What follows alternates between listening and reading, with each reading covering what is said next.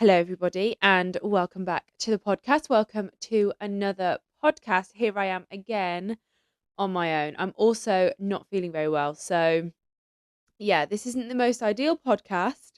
But as the same as last week, I wanted to get something out. So I thought, yeah, I'm going to come, I'm going to do the podcast, I'm going to be here because I love doing it. And why not? So, roll the intro. Hello and welcome to Confetti Conversations, the podcast where me and my sister talk all things weddings, wedding planning, and married life.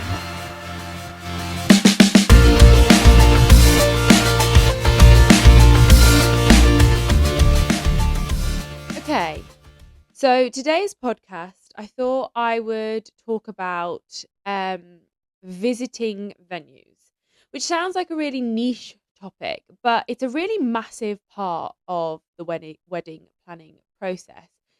Um, Going and seeing your venue for the first time is quite an experience. I mean, it's one of those moments where you're like, oh wow, this is the place I'm going to get married. And a lot of people say they have that like gut instinct feeling where they're like, yeah, this is it. This is the venue that I want to get married in. And I didn't have that. I didn't have that feeling of this is it. This is the one. This is where I'm going to get married. Because it was the first venue that we went to. And I was very much in the feeling of I want to see more places. I want to, broaden my horizons. I don't want to commit to the first place that I've gone to view. So I was very much in the feeling that we needed to go and look at lots of different places. And I think I booked maybe 8. I think we've spoken about this before. We've definitely spoken about different venues and like choosing your venue and stuff like that. But this is sort of specifically going to view venues and sort of the different ways that you can go and view venues. But yeah, I booked a load of private viewings because I'd got a 2-week period where I wasn't working, or I was working, but I think I just had more time off or something like that. Anyway, where I could go I think it was just before I started a new job. So I had more days in the week that I could go. So I was like, okay, let's go, these 2 weeks, we'll just go to loads of different venues and we'll just find the one in that 2 weeks. That was sort of my aim because I just really wanted to get that cemented because I had a specific date in mind. I needed to get that sort of concreted in. So yeah, I think we went to about 7 or 8 different venues, all varying distances from our house, mostly barn sort of style venues. And the venue that we actually ended up going with was a marquee. But what drew me in was they had a barn, that they were advertising this barn venue, which we did go in the end. But for our size wedding, we were in the marquee. But yeah, I'd sort of narrowed down the style that I wanted, but we did view lots of different types of barns. Like we viewed like your more wooden barns that are like more modern or converted barns, and then we also went to like the Cotswolds, and where you have that proper Cotswold stone barns. Yeah, so we had a lot. It was the same sort of style of venue, but varying, different variations on it. And I had a checklist of things that I wanted, mostly big enough to fit our wedding party, which wasn't huge, but I wanted it to not be too spacious that it would feel overwhelming, but not be too small that it would be cramped. I wanted there to be something sort of a bit wow factor about it, whether that was the actual venue, whether that was the view, whether that was the setting. I just wanted something to be a bit wow factor about it. And then I also wanted there to be plenty of accommodation nearby. So that was something that was more difficult to find, was the accommodation. Now, the venue that we ended up going for had something like 4 hotels within like a 1.5 mile radius, which was perfect because they were all varying prices. There was the one that we stayed at that was opposite the venue, which was a little bit nicer, like a golf hotel, had a bit of a spa, like it was a bit bougie, I could say. And then you have There was like a pub with a hotel in it. There was a Premier Inn. There was a travel lodge. There was plenty of Airbnbs. There was a lot basically that you could choose from. Sorry if you can hear the dog. He's going to come up now. Don't be naughty. If you're going to come up, you have to be nice. Um, what was I saying? Yeah, so we had lots of different sort of stop it. It's not all about you. We had lots of different options in terms of hotels. There was sort of beautiful venues. Probably my favourite venue was one in the Cotswolds, but there was just no accommodation anywhere near it. So our guests would have been travelling miles, and it just wouldn't have worked. And in an ideal world, I really wanted to get married in our local church, but I would have foregone it for that venue. Had the accommodation been right, I probably would have chosen there, but it just wasn't going to work. And we had too many people coming from afar. It just was never going to work. So, yeah, we were much better off doing what we did. And our venue was perfect. But all of these things are things that we wouldn't have known had we have gone to seen it. You know, you can do your search and you can look at what's available and what sort of hotels are nearby, but without going to see it and actually speaking to the venue team, you wouldn't know, because like most venues will give you a list of different hotels so that you can pass them on to your guests. I was surprised by the amount of hotels that were close to our venue. It was just amazing.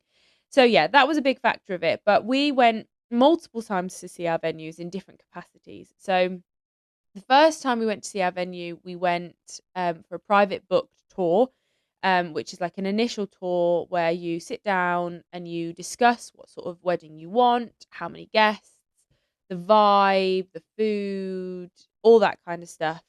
And they sort of basically give you an idea of what the day would look like, how you would do everything, they run. Basically, they run through their sort of systems and how they work. Um, and then they'll tour. I mean, obviously it depends. Sometimes they'll tour you through, sort of show you what the venue looks like, the different areas. They show you everything. So for us, there was like a barn with a boys getting ready area, which was lovely for photos. Then there was the place where you would get married, with the bridal getting ready area above that. Again, lovely for photos. We knew we wouldn't get married at that venue because it was so close to home. So we obviously looked at that getting ready area. Sorry, that wedding, like marriage area, the official bit. But we knew we didn't want, like, we weren't going to get married there. And this was early January, so it was quite frosty. It was very different to how it was for our wedding day. Obviously, it rained all day for our wedding day.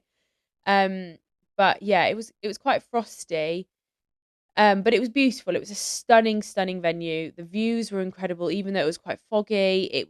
It just had that sort of homely, country, rustic feeling that I wanted. And yeah, so we toured the venue, and that was our first viewing.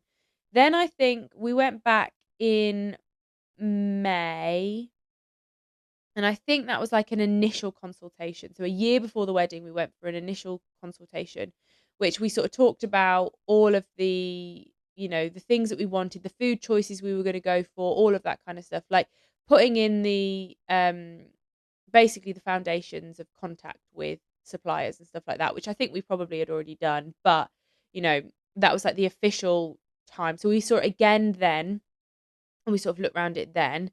And then there was a wedding fair there where one of the local like styling companies was doing a showcase at the venue.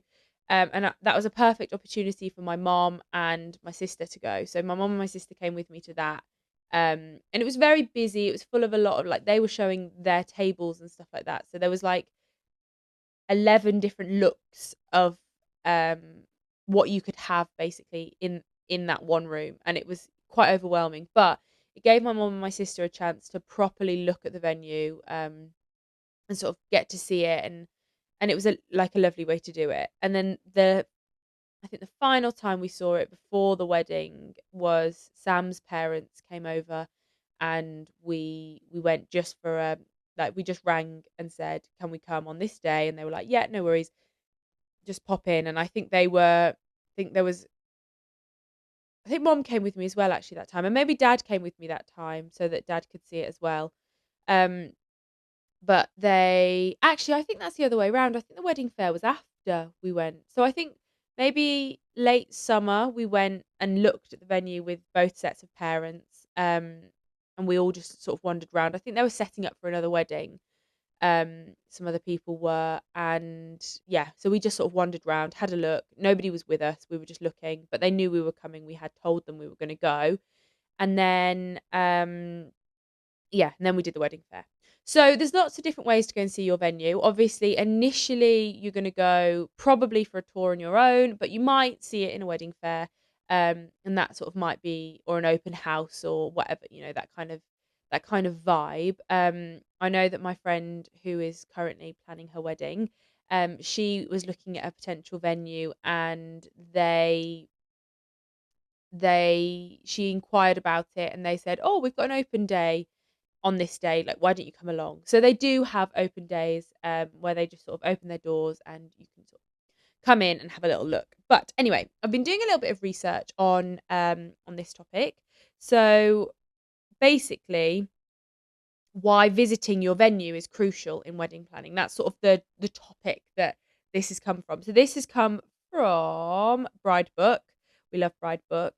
But yes, so what they're saying is basically it is crucial to see your wedding venue before you commit to it, because there's so many different factors that could play into what a venue looks like, how a venue is pictured, the time of year. So, for example, we went to see our venue initially in the January, um, and part of me was a little bit wary because it was January and because there was a lot of frost. I was like, is this going to give the vibe? Like, the photos I'd seen, it was full of flowers. It was really beautiful. But was that what it was going to give? I just didn't know. So the fact that we went back in the May and we could see I mean, it was a really hot day, May, the year before. Like, it was beautiful, sunny, hot day. Um, but like the flowers and the green grass and the trees all had their leaves, and it was beautiful. So yeah, I think going to see your venue, you can see it through photos, but when you're actually in the venue and looking at it, that's when you can sort of see the vibe, and you can feel what the venue's like without anybody even in there. You can like feel it, whether it's going to be the right place for you. Like, we saw two marquees. One was ours, where it was like open onto the view was incredible, like rolling fields, and it was just stunning. And then there was another one that we saw that was in like a garden. So the view was just of the grounds of this it was like a hotel in the grounds, attached to a hotel in the grounds of this hotel. And it was quite dark and dingy, and there was like trees all behind it, and it just didn't give the same vibe. And like, if you're looking at a venue, a marquee is a marquee essentially, a barn is a barn. But when you actually go and you see it, that's when you really notice the difference. So that's kind of would be my advice, is that you need to see the venues to see how it's going to look and how it's going to feel, and whether the little things like whether the colours of the wall will go with your colour scheme. Like, it's simple like that, but you need to know whether the colours of the wall are going to go with your colour scheme. So this is sort of a little bit of why it's crucial to visit a wedding venue.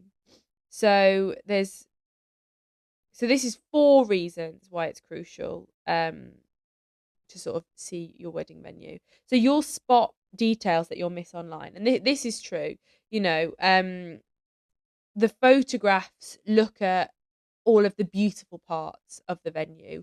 They're not photographing the little bits that are not so, beautiful.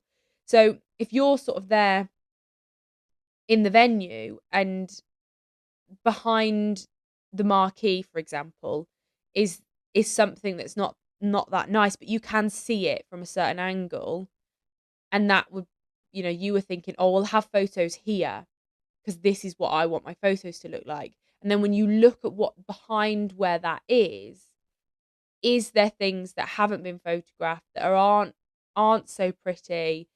How well is it looked after? Like I was saying with these 2 marquees, the marquee that we went to, yes, it was winter, so it wasn't exactly, sparkling, beautiful, clean as it was um, when we got married there, but it still was very, very well maintained. Whereas this other marquee just felt a little bit tired and just a little bit like it needed a real refresh. It wasn't on the inside. It wasn't sparkling white. It was a little bit tinged cream, and maybe that's the color that it was supposed to be, but it just wasn't quite what I was looking for. And the photos of it were stunning, but the actual vibe of it was just not it. Um, so the next one is to test the logistics. So things like accessibility. If it says it's accessible, is it accessible? Will you be, if you have somebody in a wheelchair or any other accessibility needs, are they met with that venue in the way that they say that they are? Is is there a certain part of the venue where you think that's probably not the, ideal for me? Are there beams strutting out? Or, for example, if you're in a teepee, are there guy ropes and you have to be careful of people who might not necessarily see those? There's things like that that you need to be really, really careful of. And again, a photo is not going to show that kind of thing. Are there steps to the toilets? You know, is there suitable facilities for everybody? Like, you need to make sure that logistically it's all going to work. And if there's a space for everybody to feel comfortable, for my venue, for example, it was all one room, which to some people might not be what they want. But for me, I love the feeling of everybody being in one room. You've not got food in one room, drinks in another. Whereas, like Hayley's venue, for example, it was basically one room, but it is split down the middle. So it's open at most points and you can see it, you can see into both points. But if you're sat, if you're on the dance floor and then you're in the corner of the other room, you can't see what's going on. And that was really lovely for Hayley's because it meant that you could talk and everything was, you had sort of designated areas where everybody could be. Whereas for me, the vibe I wanted was everybody in a room. But it was really important to me that we had like a chill out area so that I really wanted there to be sofas so that people could just sit on these sofas and just chill if they wanted to. And that was something I hadn't seen in the photo. So I was really glad that when we went to look at the venue, there were sofas, and that was something that I really wanted. Um, Getting to know the staff. This is really important because we went to a couple of, mostly actually, most venues we went to, everybody was absolutely lovely. But obviously, to begin with, they are going to be like that because they're getting you in. They want you to, they want you to choose their venue. So they're going to be lovely. But genuinely, 90% of the people we saw were absolutely lovely. Could not have done more for you, were really, really helpful. But you do have the odd people that are just a little bit funny, send you maybe one too many emails. You ask them for something and they're a bit like, well, we don't normally do that. Not going above and beyond. And meeting those people and getting to know them, like I loved our day of coordinator. He was absolutely brilliant, and we saw him multiple times throughout the process. Um, and it's also a husband and wife team that run the venue that we got married at. So we initially met the wife and then the husband after that. And both of them were just so kind and couldn't have been more helpful. Even through the height of wedding season, the the year before we got married, they were, responding as fast as they could. And if they hadn't responded quickly, they'd be like, so sorry, we're right in the middle of wedding season, but we'll get back to you as soon as we can. So yeah, meeting those people and creating a relationship with them is so important because it's such a massive day. They do it every week, every day, however often they'll have weddings, but we don't. As a bride, this is your only day and you want them to treat your wedding like it's the most important wedding that they've ever been to, and then to experience a gut feeling. And I think it's so true. I think for me, I didn't necessarily get this gut feeling for the first venue we went into, but everything else we went to, we compared it back to that first one, and it was always like, but is it that? Is it as good as that? Does it have that we like from our venue? And I think that was a gut feeling in itself, is that I was I was having that feeling of, oh no, this is my venue. Like, this is the one, because everything just wasn't quite measuring up to that venue. Okay, so this is just a little overview of different types of wedding venue events that you can go to so that you have like different opportunities to see the venue.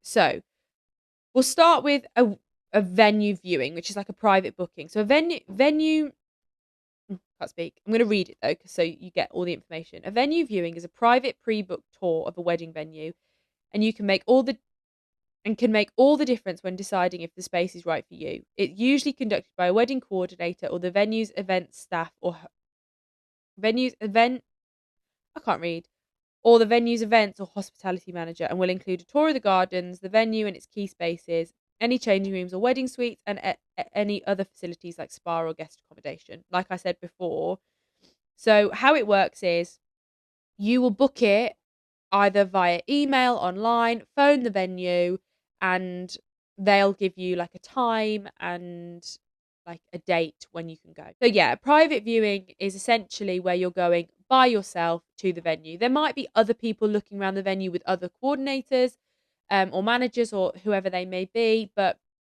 with a private viewing, you are going to go for a one-to-one viewing with somebody from that venue. So it's normally between 45 minutes to an hour and a half, depending on, you know, who you are and who you're with and all that kind of stuff. We had varying ones where we were there. I don't think we were ever less than 45 minutes. Um, because there's so much to talk about and there's so much to see, and you want to get a vibe of everything. You want to find out what the food is like, what the drinks packages are like. You want to know everything about that venue. So I don't think we were ever there less than 45 minutes.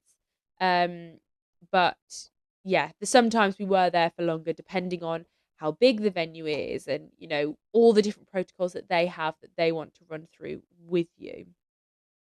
So what you can expect is a full venue tour, including the main building, grounds, accommodation, and more.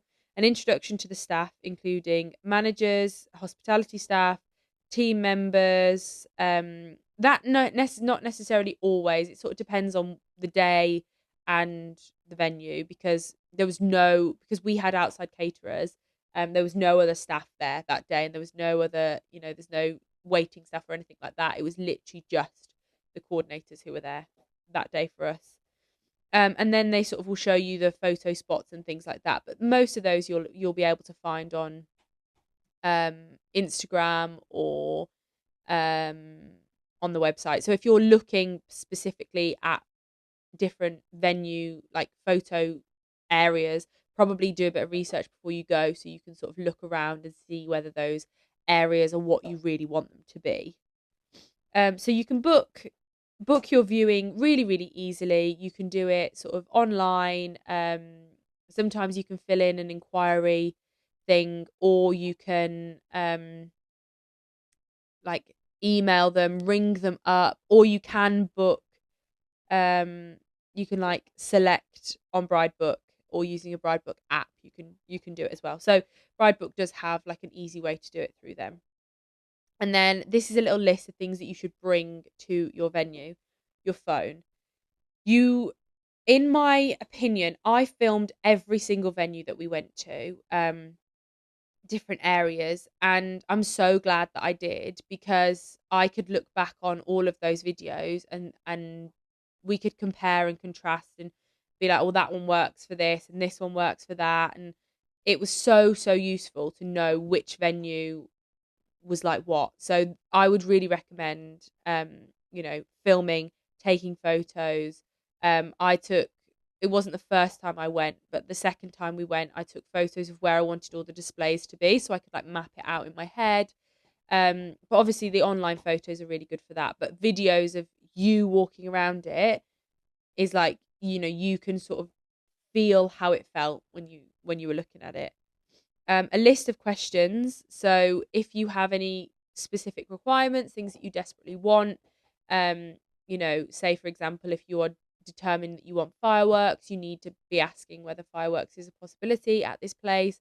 Some venues if it's a hotel or somewhere that's indoors, it would be ideal to ask if anything's getting painted or renovated or anything between now and the time that you get married. Because if it is, for example, you don't want anything, if the room is currently cream and they're planning on painting it red, red really doesn't go with your theme. You need to know that kind of stuff, and you need to know whether that's a possibility that things will change, so that you can um, be on it, basically. This is saying a tape measure. Now, a tape measure, I guess if you've already been for an open day at this venue and then you're sort of going to confirm, sure, to get to get the measurements for any extras. But this would be something that I would do like at a later date. So I did a lot of that kind of stuff my second or third time that I went. And most venues will let you go a couple of times. You don't have to be. Sometimes they obviously would like to show you around for security reasons. You can't just have people wandering around venues. But I think, yeah, it's ideal to sort of take a tape measure sort of the second or third time when you've started really getting into the decorations and the nitty gritty of the things that you really want. But a lot of the time you can ring them or email them and say, "Oh, I really need to know how big this is. Can I either come and do it or can you measure it for me?" Just so that you can get a better understanding of what it is that you're looking at. Okay, so now we have an open day. So an open day is as you would expect. Basically, the doors are open, people can come and go as they please. You can speak to as many people, as you want. Generally, there's more staff members on an open day because obviously there's more people, there's more footfall. So there's plenty of people for you to speak to, and you can really get a vibe of how the venue feels when there's multiple people in there. It's generally a lot busier when you go for a private viewing. You're just obviously on your own, unless there's other people having a viewing also. But in general, it is very quiet and it's just you. Whereas with an open day, there are so many more people in there that you are getting like sort of a feeling of how it feels when there's more people in there. So mostly it will work by a venue advertising it on social media, on their website, all sorts of places like that. A lot of the time, you have to sign up to go. A lot of them are drop ins, and it's fine if you do just drop in. But a lot of the ones that I've seen, they like just to know how many people are going to be there. If it's too much, the venue can't take it, things like that. So yeah, a lot of them are good. They'll normally sort of take your name and contact details. A lot of them give you a goodie bag, but they like to sort of follow up and get in touch with you afterwards. So you will be asked for that. So open days are sort of suited for people who really are starting out their wedding planning journey and just want to go and have a look at lots of different venues without the pressure necessarily of making any decisions or anything like that. You can just go see it. Um, and then you can always go and book a private viewing afterwards. So they normally run majority of the day. Some of them are like 9 till 12 or something like that. Generally, they're on a weekend, and it's just like a pop-in session. You can just go for as long as you like, um, and yeah, you can. A lot of the time, people will sort of turn up, go and have a little look around, and then they'll go and speak to somebody and be like, "Oh, I'm interested in this or that or the other," and that's sort of the way that it goes. Um, so what you can expect from an open day is a very relaxed. A lot of the time they will have styled the venue, so um, they'll have the tables all done in different ways, so you can kind of see how it's going to feel and what it's going to look like. Um, Sometimes they'll have like welcome drinks, canapes. They might have like recommended suppliers there so that you can sort of get to meet the suppliers that they like there as well. Yeah, a lot of the time it's a very relaxed sort of setting. People are there for you to speak to. They have their brochures out. Um, yeah, you can pop in really quickly and just have a quick scoot round, or you can be there for a couple of hours if you really want to sit and sort of absorb the atmosphere. What to bring to an open day? Um, this one's saying to bring your friends and your family, your tribe, it's saying. So your bridal party, bring the people that you would like opinions from. If you don't want opinions from people, don't bring them because they will give you their opinions. But if you want people's opinions, if you want to know what your mom thinks of the venue, or your dad, or your bridesmaids, or your best friends, or the groomsmen, if you want to know what they think of the venue, then bring them all along because that's a perfect time for them to all see it. And it's quite an easy one. Um, you want to have some lists of your non-negotiables, things that are really important to you, so that you can match it up with the feeling of the wedding venue. Hello, Cooper. Um, so if you have everything that you want, does the venue tick all the boxes, basically? And then your phone, again, to take videos and photos, especially if they've got things set up. You might look at something and think, oh, that's exactly how I want this to look at my wedding, because they will give you bits of inspiration. Okay, and then we have a wedding fair. So a wedding fair is similar to an open day, but it's more of a showcase for lots of different things. So generally, a wedding fair will have different photographers, different caterers, different cake makers, styling companies, florists, all that kind of stuff. So it's people are basically invited. It's normally done in a wedding venue, but people are invited to a wedding venue to showcase what they do. So you sort of can kill two birds with one stone. Um, you can look around the wedding venue whilst simultaneously looking at different suppliers that you might want to, you know, choose from. So normally you will need to book a place at a wedding fair. These are normally more like ticketed events. They're not. You don't normally have to pay for these events, but they do like to check in. Again, they'll take your contact details if it's a venue, and normally you'd get like a goodie bag, and then you can sort of talk to all the different suppliers. I found my cake maker at a wedding fair. Um, and she was giving out free samples, and we tried the cake and we loved it, and prices was really reasonable. Um, we were going mostly the wedding fairs we were going to was just for a nice day out because a lot of the stuff I'd already done and already thought about.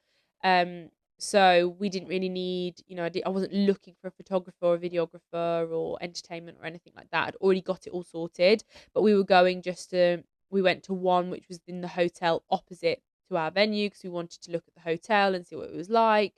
But yeah, it's all sort of getting a vibe of the venues, and it's a really great place to meet suppliers if you don't really know where to find them.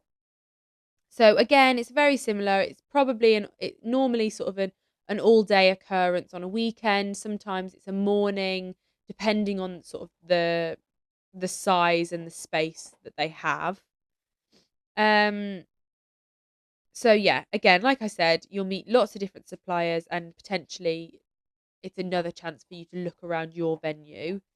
Um, and then again, you want to be bringing your phone to a wedding fair so you can take photos of any inspiration that you might find. We found some suit at a wedding fair. So I just took a photo of that and of the place where, got their card and all that kind of stuff. Um, this is saying like a wedding mood board. So if you have a mood board of sort of the color scheme and the vibe and the way you want your photos to be, then you can sort of go and look at the supplier's work and see whether that's something that fits within your mood board. And then you need a list of questions as well, a list of things that you want to know about, these suppliers and things like that, and you can see if you're best suited for these people and if they're best suited for you. So these are some essential questions to ask when you're at either of these events, a wedding fair, an open day, or a private viewing. These are some essential questions that you might want to ask. Is the venue exclusive use? What's the price difference for a weekday wedding? Are catering and accommodation included in the price? Can we come in the day before to set up? Is there an extra charge for that? Do we clean up the next day, or do you do that? Do you allow sparklers, fireworks, or confetti cannons? Is there a noise curfew? What's the weather plan? Do you have a recommended taxi company or shuttle service for guests? Do you offer free overnight parking? Is there a space for a photo booth, live painter, or other entertainment extras? Do you have somewhere secure for gifts and cards during the reception? Can the bridal party get ready on site, and how early can we arrive? Is the honeymoon suite included in the package? Can we bring our own drinks? Do you charge corkage? Are suppliers allowed to do a walkthrough before the day? So, honestly, most of those questions will get answered. You don't need to necessarily go with those questions in your back pocket because they're generally always answered for you because obviously they get asked these questions however many times a day, a week, whatever it may be. But if you have any specific questions, those are a really good place to start. Honestly, I think 90% of those questions were answered for me before I even had the chance to ask them because they're just so switched on and in tune with what they need to do. This is a little red flags to watch during wedding venue visits. So an overfull venue. So if they're trying to cram as many people into a space as possible, it's it's probably not the best kind of feel of the day. You need to look at their limited numbers, how high the numbers are and how much space they have, and is it really going to work for you? Disinterested staff, that is a really big one. If they are not interested in you, your wedding, your questions, you need to ask yourself whether these are the people that you really want to work with, whether the venue is perfect. Are these staff members going to make your day the best day it can possibly be? Vague answers. So if they're not giving you the answers for the questions that you're asking, is there something they're hiding? Is there something that they can't answer because they don't know the answer to, or is it because they don't want to tell you the answer to it?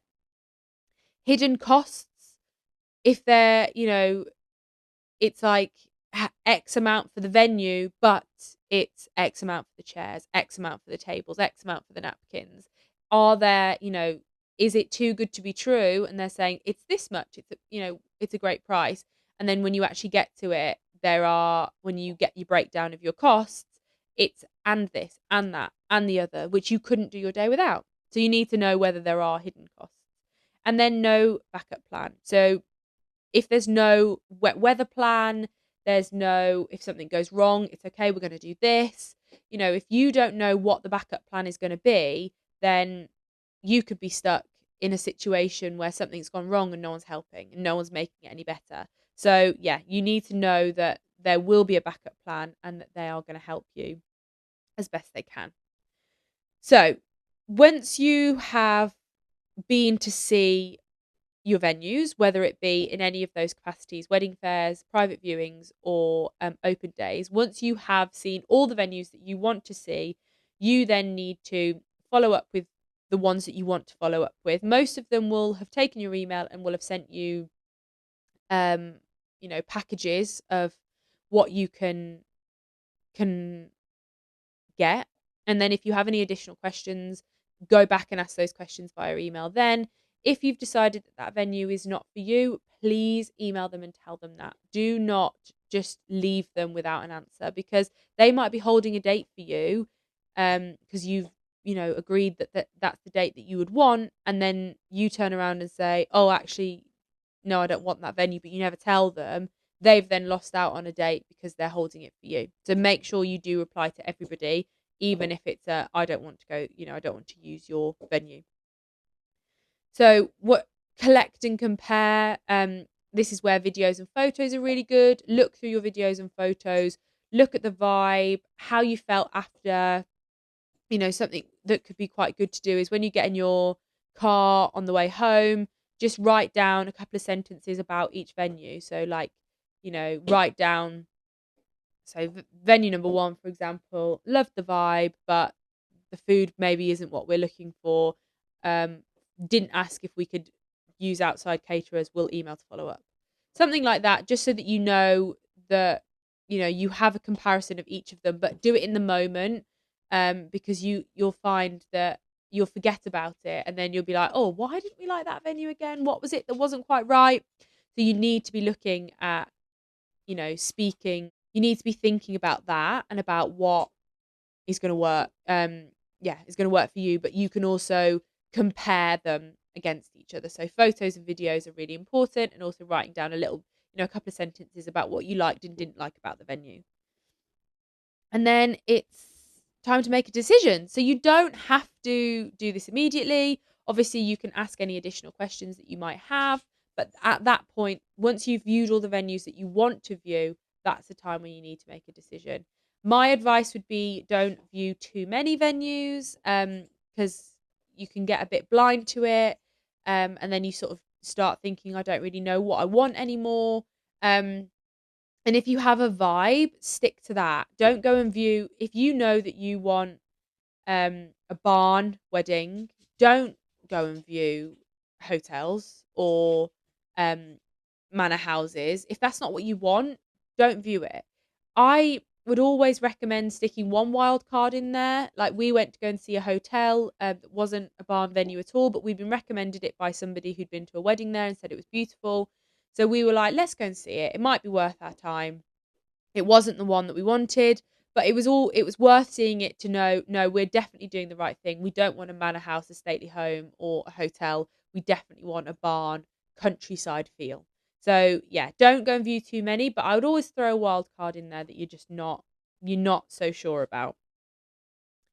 But that's it, I think, for different ways to view venues and how viewings work and things like that. It's a massive, massive minefield. I think for most people, it is the first step when it comes to wedding planning. And I think that feeling of being completely overwhelmed by everything you have out there, the possibilities are so vast, and there's so much that you look at and you think, I don't know that I'm ever going to find the venue that I want here. Like it feels insane, but it's a real exciting step on the journey.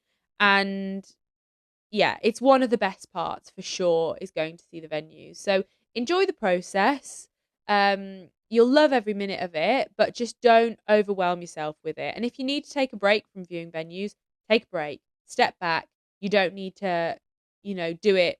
If you've got a specific date in mind, then my recommendation is to sort of find a venue as soon as you can to make sure you can secure that date. But if you're flexible on your dates, then take your time. It's not something to be rushed because that is one of the biggest parts of the wedding. So I hope that was helpful. I hope that you liked that sort of vibe of a podcast. Obviously, again, it's just on my own, so I'm sorry it's all just my voice. There's no Hayley to bounce off or anything like that. I will try my best to find somebody to podcast with next week. So I'm aware I don't want to do too many on my own because it is a lot of just my voice. But it's just timings. I'm just really not very organised at the minute. So hopefully I can get myself a bit more organised and we can get some great podcasts out to you guys. But as ever, thank you so much for listening, watching, however you have viewed this podcast.